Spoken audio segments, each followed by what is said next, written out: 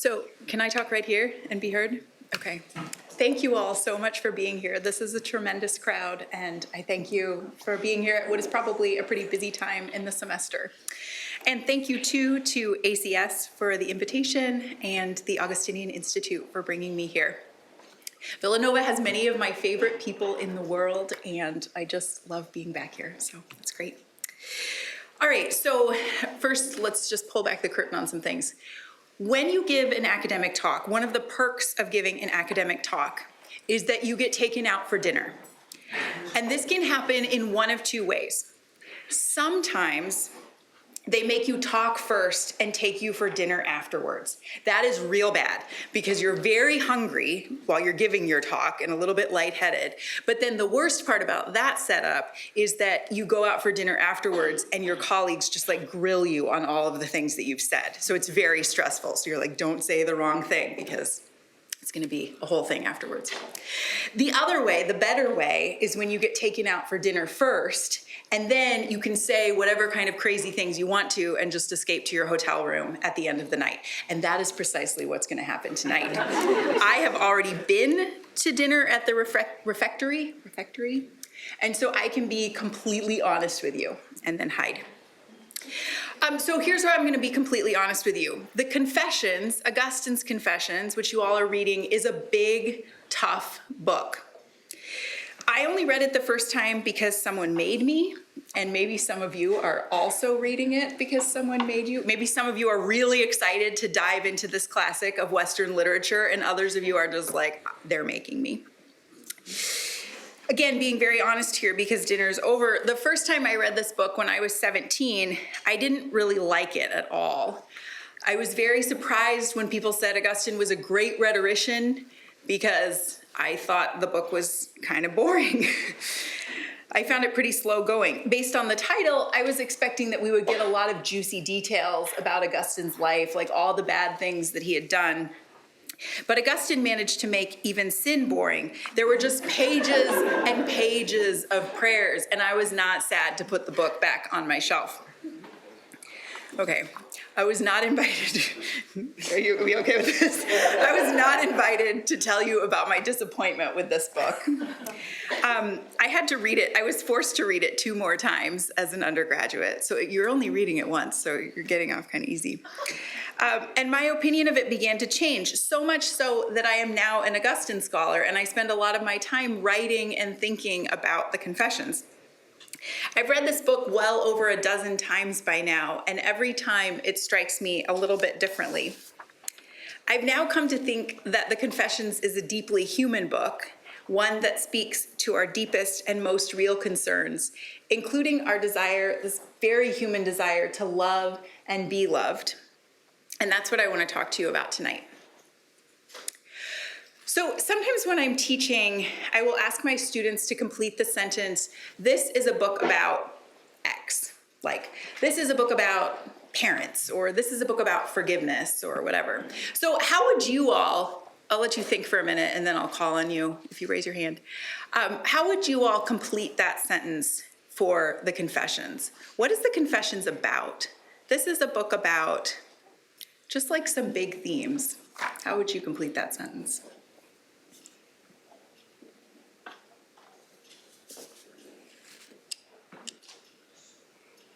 Okay, go. Yeah, go ahead. Faith. Faith, great. This is a book about faith. That seems right. What else? Relationships. Relationships, yeah, absolutely. Other thoughts?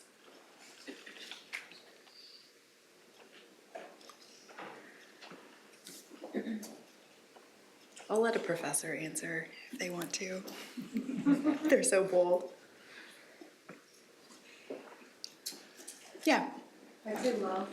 Love, yeah, that's good. You read the title of this talk. That was like very low-hanging fruit, and I thank you for that.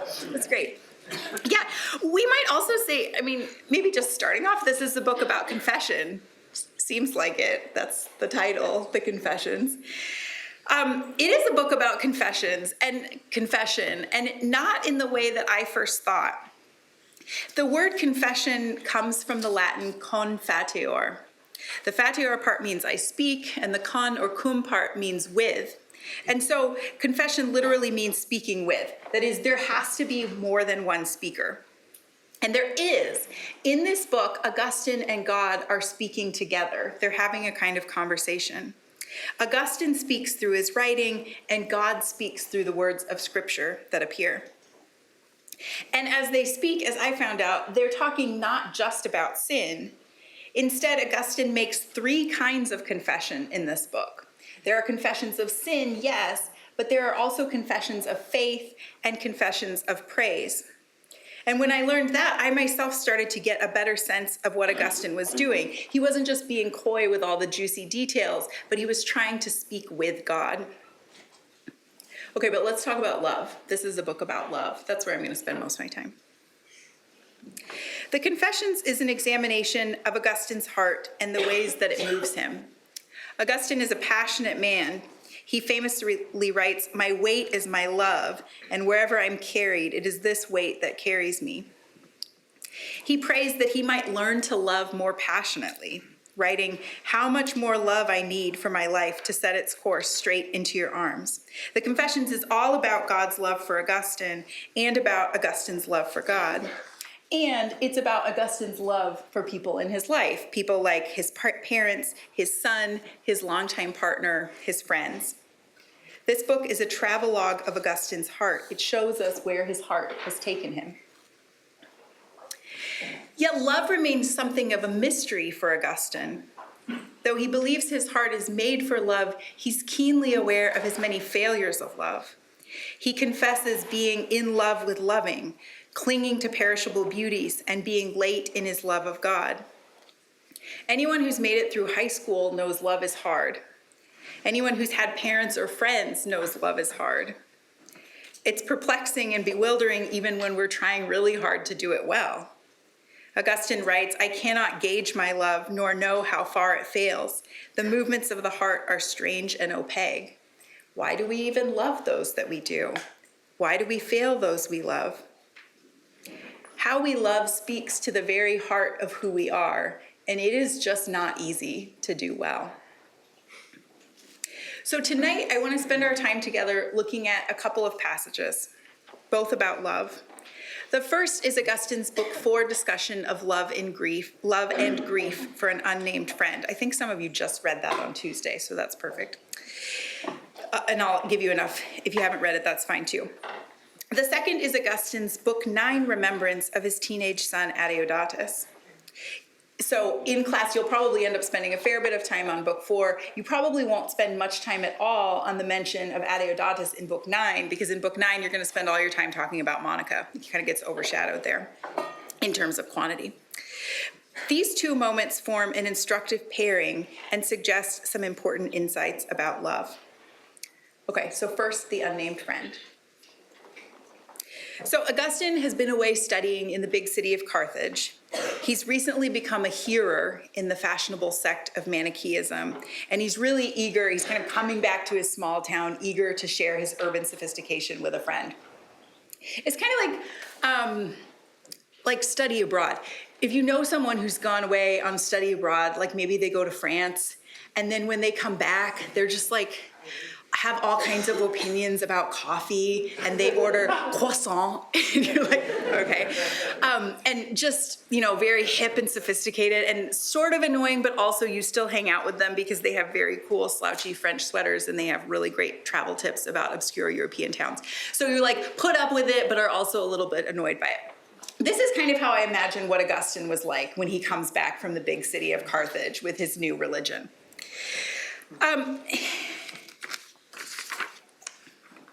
Augustine and his friend were both raised as Christians, but Augustine, kind of high on this new religion, quickly lures his friend away from their childhood faith and towards the superstitious and baneful Manichaean fables. At the time he writes the Confessions, Augustine's view is that the friendship was rooted in affection and in error. Augustine says their similarity of outlook lent warmth to their friendship. Unity was their watchword. I think Professor Ogle, do you go by Ogle? Okay. I think Professor Ogle said that Augustine has basically made a mini-me. Is that how you described it? Yeah. Augustine writes, I felt that my soul and his had been but one soul in two bodies. Now, this idea that a friend is one soul in two bodies comes from Aristotle, and it sounds kind of like sweet and appealing on the surface, but it's also kind of weird because really everyone gets to have their own soul. And I say it's weird because Augustine distances himself from this really over-the-top statement later on in his life. And I also can say it's weird because of the way that the unity plays out between the two men. It's just not good. It's not a healthy relationship, as we would call it. I said the watchword of the friendship was unity, but it's more like identity. Augustine wants a friend made in his own image and likeness. And as soon as the first hint of real difference enters the relationship, the friendship just disintegrates. So about a year into the friendship, some of you will know this, the friend takes ill and Augustine keeps constant vigil at his side. Because the friend is so near death, his family decides to have him baptized just in case. But the friend rallies and recovers. Now, Augustine thinks the baptism is silly and ineffectual. He thinks no kind of Christian rite that's performed on an unconscious body is going to be more powerful than the influence Augustine has been having on his friend's mind, right? Like the guy wasn't even awake for the baptism. But when he tries to joke with his friend recoils with what Augustine terms amazing newfound independence. The friend warns Augustine that if they're going to go on being friends, Augustine needs to stop saying things like that. And so Augustine decides he's just going to give his friend some space, right? Once the friend is feeling better, Augustine suspects he'll be able to do what he wants to with him. One scholar suggests Augustine was sure he could shape his friend like so much clay. It's a terribly condescending attitude to take, right? Like his friend has just really been through something and is trying to communicate it to Augustine. And Augustine, rather than trying to learn from the experience, just basically says, oh yeah, you're still feeling kind of sick. That's why you don't agree with me. Give it time, he thinks. I'll soon be able to regain my control over my friend. But as some of you know, this is a little bit of a spoiler, but while he's taking distance from his friend dies. Sorry. Now, the young Augustine is bereft. He writes, black grief closed over my heart, and wherever I look, I saw only death. As others have noted before me, the noise and theatricality of Augustine's grief over his friend stems at least in part from the fact that Augustine had really failed in love of his friend. The grief is a performance in which Augustine frantically tries to prove just how much his friend meant to him. In his self-absorption and desire for control over his friend, he failed to be a true friend, and his grief just reflects this ongoing self-absorption. Clinging to his grief becomes Augustine's way of clinging to his friend, but Augustine admits that actually he's more focused on his own pain than on his friend, right? Like it's bad for Augustine, but it's also real bad for the friend being dead. Weeping alone brought me solace and took my friend's place as the only comfort of my soul. It's worth noting, too, that Augustine, while he's giving these beautiful descriptions of his grief, omits his friend's name. And I think in that way, Augustine tells us that at that time, the focus wasn't on the friend, but really on himself. We don't even get his name. So we're probably all agreed that there's a failure of love in this relationship. But what exactly is the failure? Augustine dissects it at length, and where he lands is that what he writes is that he had failed to love his friend in God. But what on earth does that mean? We could take it a few ways. We might think Augustine is just telling us to love God rather than human beings. Honestly, this is what my students usually think he's saying, like, oh yeah, we should love God and not love people so much. But that seems strange. It seems strange to say, like, I'm supposed to love God, but not love my husband. Or maybe we think Augustine's just saying, well, whatever you do, make sure you love God more than you love other people. But I don't quantify love like that. Like, I couldn't tell you if I love God a 10 and my friends a 7. Like, I don't even know what that means. I don't think you probably know what that would mean. So the quantification thing doesn't make sense either. Anyway, that's not what Augustine says. Augustine doesn't say his problem was that he loved his friend instead of God or more than God. Instead, he says that we ought to love those we love in God because God is their maker or creator. This idea that God is creator is important. So at least part of loving friends in God means acknowledging that God is their creator. That might sound kind of abstract, but Augustine has given us a very vivid picture in the discussion of the friend of what it looks like not to do that. Rather than acknowledging that God is his friend's creator, Augustine tries to be the creator of his friend. In life, he acts as though his friend's flourishing lies in his own hands. In death, in his teaching and forming and molding his friend. In death, he acts as though he's the only one keeping alive the memory of his friend. And while it is perhaps pretty obvious that overly controlling friends aren't great friends, we all know that, I think Augustine's failure here isn't simply that he's controlling. His attempt to be the creator of his friend blocks his ability to pay attention to and notice the beauty of what is present and developing within the friend. That is to say, Augustine can't love his friend because he can't even see his friend's real beauty. And in this kind of relation, Augustine the bishop admits, there can be no peace. The soul loves to rest in what it loves, but in this case, Augustine's soul can find no rest. It just falls right back down into itself. Okay, Adeodatus. This is Augustine's son. When Augustine's partner of 15 years was sent away, their son Adeodatus stayed with his father. And we don't know for sure why. It may have been to relieve economic burdens on this woman. It may have been to make it possible for Adeodatus to get an education with Augustine, who's obviously brilliant. Whatever the reasons for this arrangement, the boy was Augustine's last connection to the woman to whom he'd given his heart. The boy's flesh was made out of hers. His life was buoyed by promise, and his death at about 17 was unexpected, the result of a sudden illness. We don't know whether Augustine was able to inform the boy's mother, but we do know that no one apart from her could understand how much this loss left Augustine bereft. Augustine says little about his grief over his son, either in the Confessions or elsewhere. Even though we have these lyrical descriptions of the death of his friend, Augustine is silent about the tremendous pain the death of his son surely brought. When Augustine recalls Adeodatus' death, he gives us no description of heartsick wandering, no overwrought laments and regrets. Augustine recalls his son by accenting not the heart-shattering loss, but hope. We can be sure his pain was heart-rendering, but Augustine memorializes his son not with an account of his own pain, but with attention to the person his son was. That is, of course, the only memorial worthy of the name. It's difficult to speak about what is closest to one's heart, and I think that's part of why Augustine's recollection of his son is so brief in Confessions 9. In contrast to the pages and pages and pages and pages about Monica, Augustine's tribute to Adeodatus takes up only half a page. He writes there that the brilliance of young Adeodatus filled him with awe. Even at the age of 15, quote, his innate talent was superior to many eminent and learned men. The intellectual gifts of Adeodatus shine especially brightly in a little dialogue called The Teacher, and Augustine notes that all the thoughts attributed to Adeodatus in the dialogue were really his. Augustine prays, quote, his talent astonished me, for who but you could be the artificer of such miracles?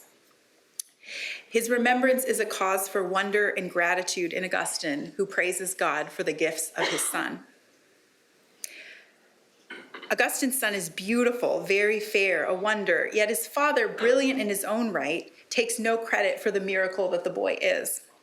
He identifies not himself, but God as the creator of this wonder.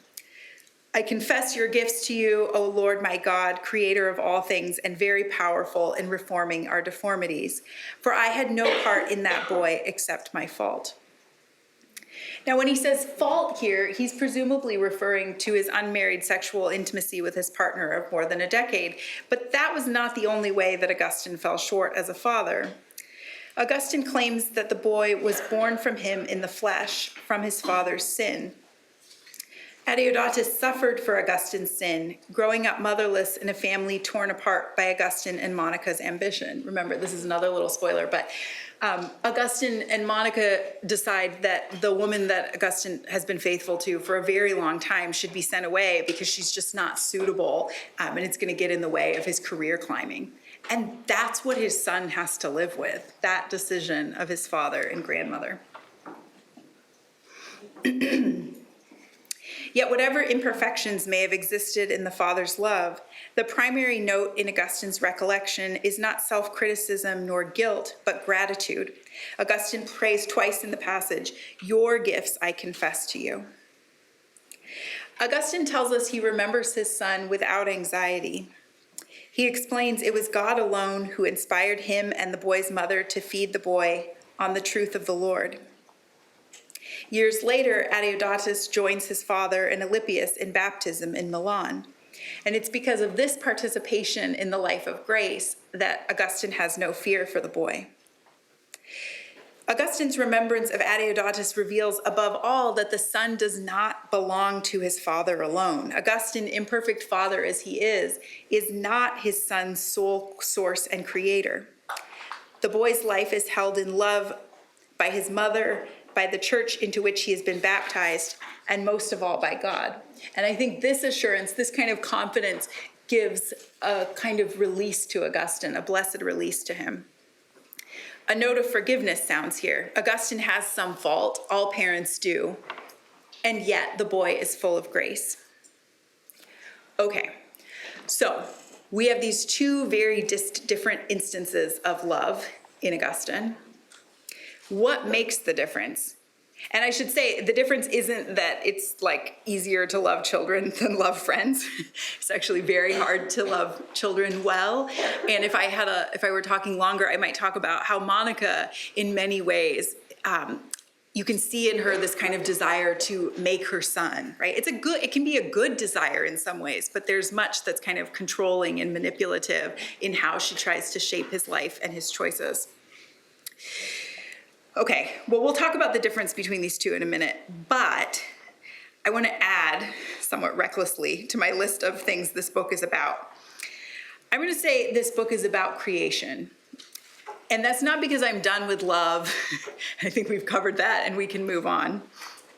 It's not because I'm trying to fit as many topics, huge topics, into this talk as I possibly can. In fact, the truth that God is the creator is for Augustine at the very heart of love. Augustine is keenly aware from the first page of the Confessions to the last that God is creator. So the first 9 books are the story of Augustine's creation, of his conversion from relative formlessness to form. And then the last 3 books, which I think many of you won't read, but they're fun, kind of wild, are readings of the creation story from the first chapter of Genesis. Throughout the book, the theme of God's nature as creator beats a steady drumbeat. God is creator, we are creatures. You have made us and drawn us to yourself, Augustine prays. So what difference does it make that God has created everything? How would that fact change how Augustine loves? Well, first, it frees Augustine from the need to be creator of what he loves. If God made those he loves, he need not try to be their creator. And second, and relatedly, I think it frees Augustine to see the beauty of what he loves. It's God's creation and not his own. So consider our examples. When Augustine tries to be his friend's creator, shaping his friend into an image and likeness of himself, his love ends up being restless and unsettled. Rather than encountering his friend's beauty, Augustine is full of anxiety and self-preoccupation. Augustine's relationship to his son is quite different. He could well claim to be the boy's creator, at least co-creator biologically. In fact, this is like a very common and super naive fantasy of parents. Maybe you've experienced this with your own parents. This sense of parents that they can just like make, mold, and form and make their children into whatever they want them to be. That fantasy can last for like 3 hours, and then it just becomes clear, like, you as a parent are not the creator of your child. Augustine confesses that the boy is not his own creation, but is a gift from God, his creator. God is the author of the miracle of his son, and even though that son was taken from Augustine in the very prime of life, Augustine's love for him is surprisingly a love that brings peace. In Book 13, Augustine draws together these big themes of creation and love. He takes us back, you guys can kind of use your imagination here, it's a little bit visual. He takes us back to the very first moment of creation when God's Spirit is hovering over the waters of the deep. I don't know how to tell you how to imagine what God's Spirit is looking like, but just think of it for a second. There's the Spirit and it's hovering over the deep water. That Spirit is love poised over the waters of creation. And Augustine emphasizes that the Spirit broods over the waters but does not rest on them. Actually, I do have an image. This is not Augustine's image, but when I read Augustine at this point, I often think of, have you ever seen like a mother holding a newborn child? Or have you yourself held a newborn child? And she kind of breathes on it. And have any of you had this experience of holding a tiny baby? And you like breathe on it and you kind of smell it and you can feel the warmth of your breath on the child's head. Okay, well, it's a thing. Maybe some of you will experience this someday. That's what I think of though, when I think about the Spirit brooding over the waters, like that very close kind of breathing. Okay, so Augustine emphasizes that the Spirit broods over the waters, doesn't rest on them. Instead, the Spirit invites us to rest in itself. Okay, now hang on to all that Spirit brooding over the waters, however you're thinking of that. Because Augustine is about to take this scriptural image from the creation story and use it to talk about love. So we're going to move from that image to the other one. All right. So in this image of the Spirit hovering over the waters, Augustine discerns two kinds of love, which he also calls two movements of the heart. The first is the passion that drags us headlong into the deep. He describes this movement as a kind of uncleanness of spirit, which like a flood tide sweeps us down in love with restless cares. So we're kind of getting swept down into that water. This kind of love leaves us restless and overwhelmed. It drowns us in a disorienting flood. But hovering just above these churning waters is the Spirit of God. And the second kind of love, Augustine explains, lifts us up to that Spirit. In this movement, we are borne upward, he says, towards peace beyond all care. The fire of God's Spirit bears us upward. We catch his flame, Augustine writes, and up we go. This second movement of the heart has a kind of lightness to it. Flames naturally leap higher. Okay, so what does Augustine mean by these two kinds of love that he sees in this moment, this first moment of creation? Well, we might think Augustine is distinguishing like bad bodily passions or desires from some kind of pure or higher love. Or we might think Augustine is warning us off a wholehearted love of human beings, again, telling us we should love God, the Spirit, and not human beings. But as you can guess from what I said earlier, I think these are bad misreadings, both of the passage and of Augustine's insights about love. What Augustine says is that the first love is disorienting and threatening, tied up with restless cares. It's on this hand, sorry. The first love is disorienting and threatening, tied up with restless cares. It gives us no peace. But the second love bears us upward like flames. There's both a levity and an intensity to it. It's buoyant but bright, and it offers us peace beyond all care. So Augustine isn't distinguishing between objects of love, but he's distinguishing between ways of loving. I think this image suggests two truths for us about love. First, our loves are best and truest and least restless when we love out of the trust that God has made what we love. That love brings peace beyond all care because it frees us from our frantic attempts to make and remake and fix and save what we love. It frees us to acknowledge a beauty that is not our own. It frees us to love what is truly other and not just a projection of ourselves. Second, this image reminds us that the recognition that God made what we love need not diminish the intensity of our love for what we love. God, the Creator, is close to what we love. God is close to what we love. Think again of this image of the Spirit hovering just over the waters at the moment of creation, breathing on them like one might breathe on the head of a newborn. We love resting in the love of the Spirit, and in that rest, we hover attentively over creation. God is close to creation, Augustine tells us. Let us love him, for he made these things and people, and he's not far off, for he did not make them and then go away. God loves creation. Creation itself is an act of love. And when we love creatures well, recognizing that their beauty is a gift not of our own making, our loves and God's love burn with intensity together. Okay, let me conclude in this way. This is a book about finding rest for our hearts. My former graduate student, Jess Farrow-Sweeney, once made me a beautiful piece of calligraphy, and it now hangs in my living room. And it just says, "Late have I loved you." I asked her for that. Late have I loved you. It's Augustine's prayer of lament to God. It took Augustine a long time to come to love God, and therefore it also took him a long time to come to love others well also. I have it on my wall to remind me not to be late or slow to love God and all those that I have been given to love. My husband, my kids, my family, my friends, my students. Hi, students. Many of my students are watching on the live stream. It's easy to miss the beauty, to get lost in the restless cares of making lunches, of trying to turn rambunctious offspring into virtuous human beings, which is real hard. Grading papers, remodeling kitchens, organizing budgets and travel and yard maintenance. It's easy to be late in love, to miss the beauty of those creatures with whom we have been entrusted. For Augustine, love is a form of attention.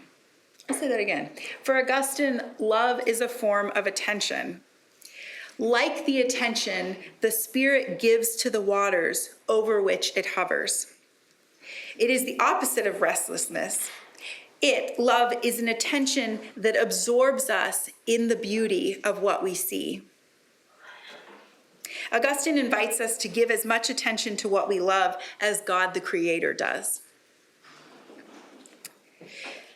The conviction that God is Creator gives rest to the restless movements of Augustine's heart. As he learns to love God and to love what he loves in God, trusting that God is the creator of what he loves and loves it as well, Augustine's love carries him upward, but not away from what he loves. He catches the fire of the Spirit's attentive love for creation. As the creator, God is close to what we love, and we ought to be too. Augustine writes, quote, God is most intimately present to the human heart, but the heart has strayed from him. Return to your heart then and hold fast to him who made you. When Augustine returns to his heart, to his deepest and best loves, he finds there God, creator of him and all that he loves. Thank you.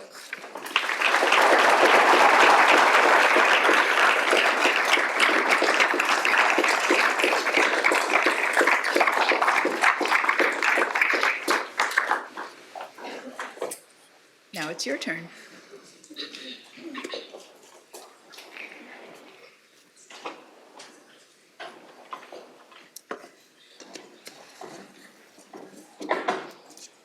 You can also feel free to ask me about other passages in the book. I read the whole thing, so I have views on lots of things. Yeah, So, number one, thank you for your talk, Dr. Kidd. you're welcome. throughout the book, we see Augustine's sort of idea of what love should be, evolve, and change as he himself grows and matures. Yeah. What do you think Augustine's ultimate message is about what a Christian form of love should be, and how is that reconciled throughout his personal developments and changes? Yeah, that's great. Okay, so the question is, over the course of the book, we see Augustine's sense of love change and develop. And I'll add to that, I mean, this is just human life, right? Like, I hope I'm a little bit better at love at this age than I was at like 7 or maybe even 16. So that's kind of natural. And then the end of your question was, what can we say about Augustine's considered view on Christian love? Yeah, well, a couple of things. I mean, one, I want to stress that it has something to do with the church. It's not just a matter of how he feels or how he thinks about someone, but part of what gives him consolation in the case of his son is the fact that his son is a baptized part of the church and that they share that communion. I think I also want to say, gosh, there are so many things that can be said, but so many ways that we could talk about this. But I do also really want to stress this point about attention, that it's so easy, and I've had so many conversations with people about Augustine where they act as though what Augustine wants us to do is kind of redirect our love away from creation and towards God. Like that's the more sophisticated or superior or more Christian way of loving. And that's just not true. In fact, the really difficult thing is figuring out how to love those who have been given to us in our lives. And it's through loving the people that are in our lives that have been given to us that we do love God. Like, frankly, I don't even know what it would mean to love God apart from loving my children and loving my husband and loving my students and loving my friends. Like, there's just no content to that. That's what I want to stress most of all. And part of this, I'm borrowing this line from another scholar, but this point about attention, part of loving is just really giving attention to someone or something, like just noticing it. And I think all of us had so many conversations in the last couple of days. All of us are struggling with attention these days and what we give our attention to. And it's hard to give other people attention because so many reasons. I mean, there are lots of distractions, but also often when you give your attention to someone else, you may confront the fact that they are very much in pain. And that's like something that we just don't want to deal with. And so it's easy to just be superficial with each other so that we don't have to confront the pain that many of us are carrying around. That's kind of dark. I mean, sometimes also you notice the beauty and the joy, and that's great too. But like, I think maybe what makes us, I mean, noticing beauty and joy, that can be really fun. I think the thing that makes it hard for us to pay attention is because when we really open up, all of us are carrying something difficult, and we don't always want to be there for that, for the other person. Those are some answers. Thank you. Is that okay? Yeah, thank you so much. Okay, thank you for the question.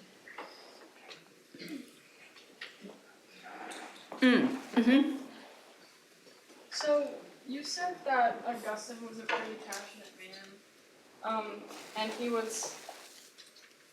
he had a lot of grief when his son died.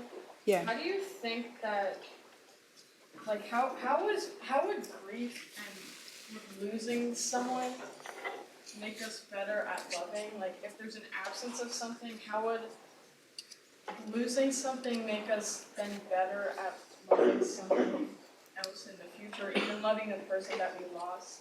Yeah, that's such a good question. I mean, has this ever happened to you? Oh, yeah, yes. Okay, how would losing someone, it's just like ready to go. How would losing someone make you better at loving? Like, how would that help? A couple of things.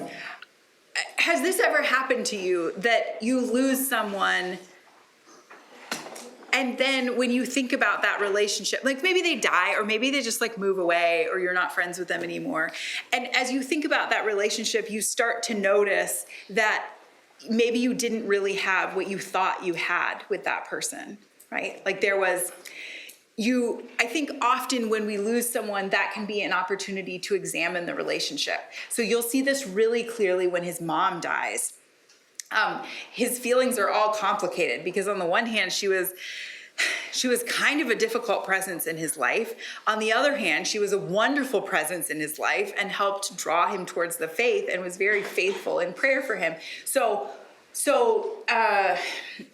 I think often when someone dies, we kind of get out of the everyday form of relationship to them and we start seeing the relationship for what it really was. And honestly, maybe you guys are like better at loving than I am. But for me, it's often been an occasion to notice that I haven't loved super well.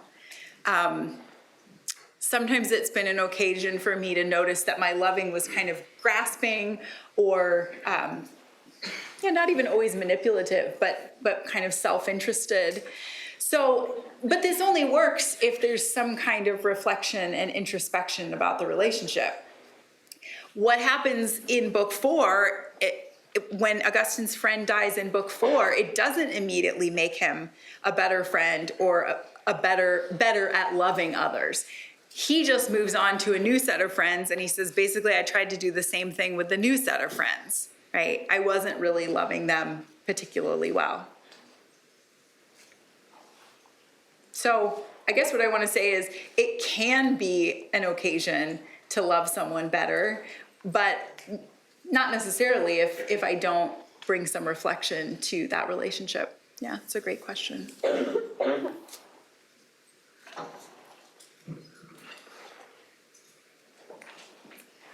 Mm-hmm. Yes. So you mentioned that love as cultivating attention.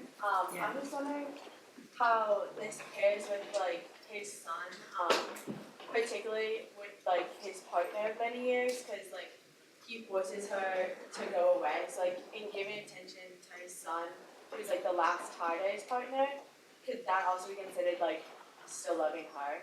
Yeah. So the question is, in giving attention to his son, does that become a way of loving his partner with whom he's no longer living? Yeah, absolutely. I think that's a beautiful insight. It's his only tie to her. And just thinking sort of imaginatively here, you can picture him just looking at his son and seeing traces of her in his son's face and, in the kinds of jokes that he made, or maybe in the way that his voice sounds or something. There could have been so much there that would prompt him to reflect on failure, on both, on his love for her, on his affection for her, and how much he valued that relationship. But also, it's like every day he's confronted with what he did, which was sending her away for not great reasons, right? So, yeah, I think it's kind of a double-edged sword there in loving her through him and also being confronted with his failures of love. Yeah.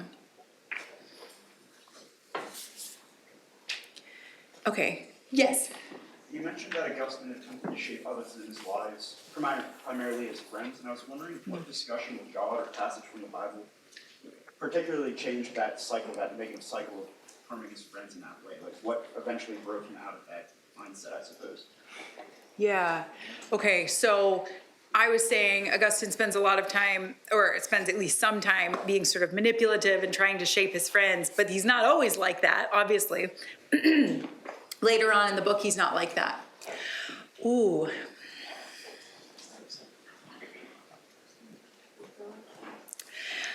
Here's a guess.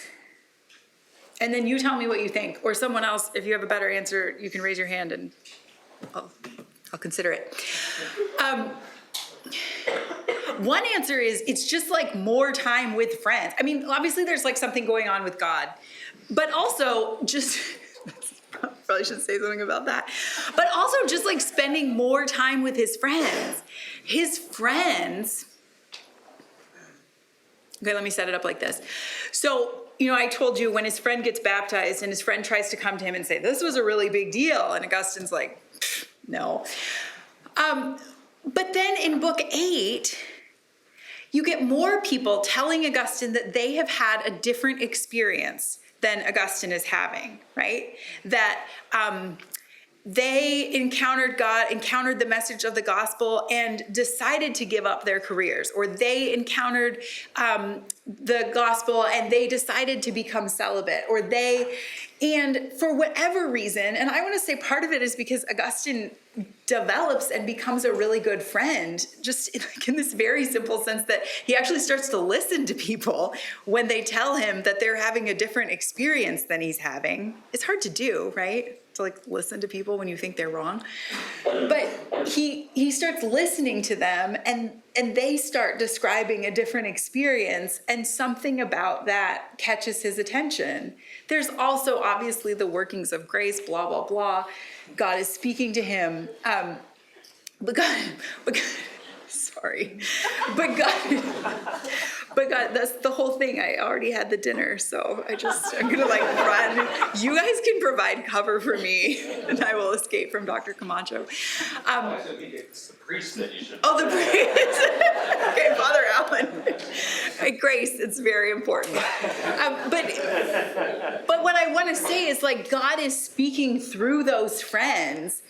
And Augustine finally, rather than telling them like, just shut up until you're feeling better, he actually starts listening to a legitimately alternative viewpoint and taking it seriously and finding that it speaks to him as well. And that maybe he can start to move in that direction. So it's like friends all the way down. Sometimes he begins to learn to love them better. And I think it goes back to this idea of paying attention. Listening is a form of attention. Okay. Are you watching time? I am. Great. We made a promise. Yeah. So can you elaborate on the ways that St. Monica was sort of a manipulator? I think is the word you used. Yeah, I mean, there's a reason I didn't write that part of the talk. I didn't want to throw her under the bus. But since you're making me, I love her. And I became Catholic when I was 20, I think. And I took her as my confirmation saint. So we're close. So much preface. Okay, but she really has a vision for Augustine, right? Maybe some of your parents have a similar vision for you, right? Like, I am investing a lot here, and I'm doing it out of love because I want what's best for you, right? So I'm gonna push you because, I mean, right, it's like what mothers want. Like, they want their kids to do a little bit better than they did or than the father did, right? But along with that, and sometimes this is great. Like the fact that she's very pushy about wanting Augustine to become a Christian, I think that was great. That made a huge difference, right? Her faithfulness in prayer, her prayer over more than a decade, that kind of stubbornness was good. And then there's the flip side of this, which I think comes out most clearly, in the episode with the unnamed woman, where she just says, in effect, we've invested so much. This woman is not going to be appropriate for the vision that I have for you, for what I want your life to look like. She's got to go. Oh, that's bad. If you guys become parents, like, be gentle when it comes to sending away your children's partners. Like, it's not probably just don't do it. Don't be gentle. Just don't do it. Just stay out of it. So I think, that kind of thing. And then all the, she's like chasing him around and all that kind of stuff. And that's where I see a little bit of this very human parent thing of just like wanting to believe that you can make your child into something and that it'll be really good for them if you do it. Like, so maybe they don't love the major, but you've told them this is the major you will take and you will be happy like this. And I just see a little bit of that spirit in Monica. But also, you know, it's like two sides of the stubbornness coin. It's good in some ways and also causes problems in other ways.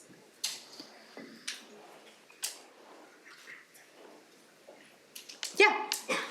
Almost to piggyback on how Augustine learned from past mistakes, how did Augustine make the change from expressing his own grief of his unnamed friend to keeping his grief silent when it came to his own child?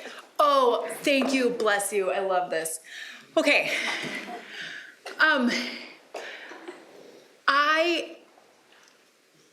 Augustine was devastated by the death of his son. No parent is ever not devastated when their kid dies, right?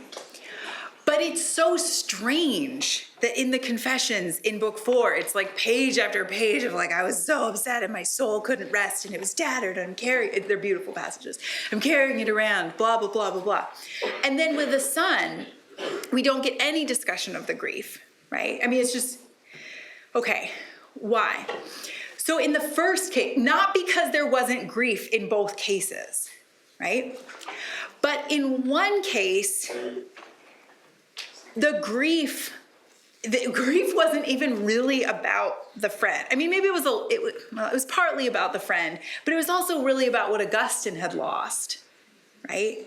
And so it's just this kind of performance and kind of pity party and Augustine wallowing in what he'd felt.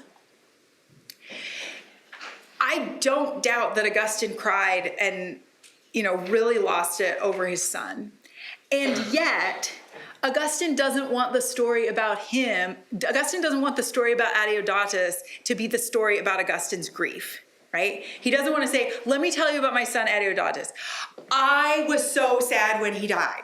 You know, I cried and cried and cried. Like, then it wouldn't be about Adeodatus anymore. And so, by emphasizing the fact that Adeodatus is a gift from God, and emphasizing the fact that God is his creator, he puts the attention rightly on Adeodatus. Now, he could have gone wrong in this other way too. He could have gone wrong, Augustine could have just talked forever and ever about his grief, about how much he screwed things up for his son, right? You know, like he could have, I was such a bad dad, and he admits that, like he owns it. But he also doesn't let that be his son's story, right? The story about his son isn't, I have a son that I really screwed over and messed up with. Instead, the story about his son is that he was beautiful and he was a wonder. And Augustine just keeps his grief private so that the focus stays on the son. Thanks. Dr. Kidd is one of my favorite readers of Augustine and of the Confessions, and hopefully this evening you saw why. She's also just one of my favorite people. Thank you for your excellent attention and for your questions. Please join me in thanking Dr. Kidd.